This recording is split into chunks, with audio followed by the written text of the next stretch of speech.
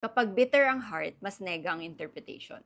Background lang, meron akong group of friends na hindi confrontational. So, rarely kami nag-aaway. Then one day, sa group chat namin, si friend number 1, naglabas siya ng sama ng loob. Si friend number 2 naman, nagbigay siya ng advice. Nung binabasa ko yung advice ni friend number 2, medyo na-off ako kasi feeling ko, pinapatamaan niya ako. By this time din, sinasanay ko na yung sarili ko na wag magkimkim, lalo na sa mga taong kaklose ko. So, nag-compose ako ng message to respectfully confront friend number 2. Medyo may pangil din yung message ko kasi feeling ko talaga, pinapahiya niya ako dun sa group chat.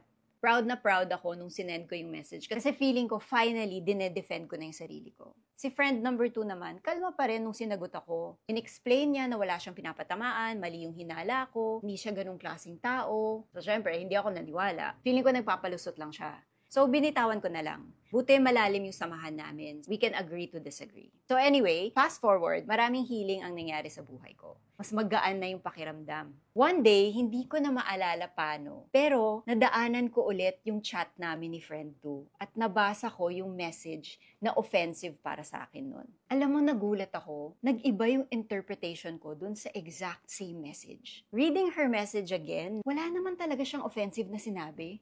Parang nagbago yung tingin ko sa sitwasyon. Mas madami yung sama ng loob ko that time, so mas madilim yung tingin ko sa mundo. So feeling ko, laging may masamang intensyon sa ilalim. Tapos nung nagkaroon ako ng konting healing, mas nakita ko yung realidad ng sitwasyon. Na wala naman talagang nega. Ending, nagsorry ako kay friend number 2 kasi inisipan ko siya ng masama that time. Grabe no? Same message, pero ako yung nagbago. Yung kondisyon ng puso ko ang nagdikta kung paano ko ininterpret yung sinabi ng iba.